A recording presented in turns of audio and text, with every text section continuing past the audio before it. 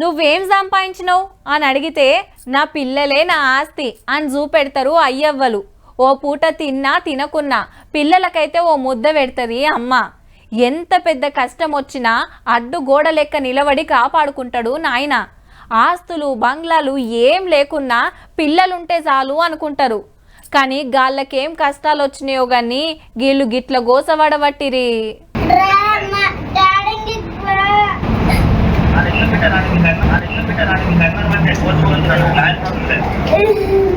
చూస్తుంటేనే గోస్ అనిపిస్తుంది. అయ్యవ్వలుండిగిన అనాథల్ లెక్కనే పోలీస్ స్టేషన్ లో ఇడిచిపెట్టిపోయిండ్రు పాపం.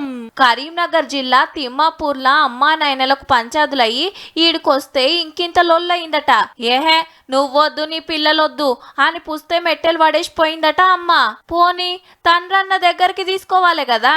నాకు కూడా ఆశ్రమం లేదని వెళ్ళిపోతే ఒకేడుపు కాదుల్లా పెండ్లై 10 ఏండ్లట. మళ్ళా లవ్వు లగ్గం.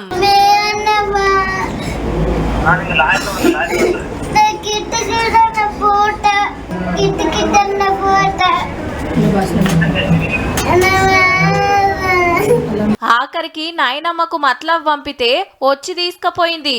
ఏ ఇంట్లో పంచాదుల్లెవ్వుల్లా ఆళ్ళు కీసులాడి ఆడవిల్లలను గోస పెడతారా గిట్లా. కరీంనగర్ లనే గీ కుటుంబం పరిస్థితి ఇంకా ఘోరం. శ్మశానంలో తినుడు పండుడు, అప్పుల బాధకు పెన్మిటి ఊరి పెట్టుకుంటే దినాలెళ్లేదాకా మా గడపలు అడుగు పెట్టొద్దన్నాడట ఇంటి ఓనరు. డెడ్ బాడీని తీసుకురానియలేదట. సాగు చేసి ఇన్నే ఉంటుండ్రిగా. మా మరిదికి ఫోన్ చేసి రావద్దు 12 రోజులు అయిపోయినాక రావమ్మని అన్నారట. ఇటు వచ్చేసి ఈ పిల్లల తాత దేశం కోసం కొట్లాడిన జవాను అయినా గింత నెనర్ చూపియలేదట కిరాయింటి ఓనరు. భయం వేస్తుంది. 12 వరకు అవి ఆడుతుంటాయి. మళ్ళీ వాళ్ళ సౌండ్ తోటి వస్తే మాకు భయం. ఇక ఖమ్మంలా 3 ఏండ్ల పాప ఒంటరిదయింది. అమ్మ నాయన అక్క అందరూ బల్మికి పానం తీసుకున్నారు. గా డేంజర్లకెళ్ళి బుజ్జి ఒక్కతే బయటపడ్డది గాని బతికినందుకు నిమ్మల పడాలనో ఎవ్వరు లేనందుకు బాధపడాలనో తెలియని పరిస్థితి.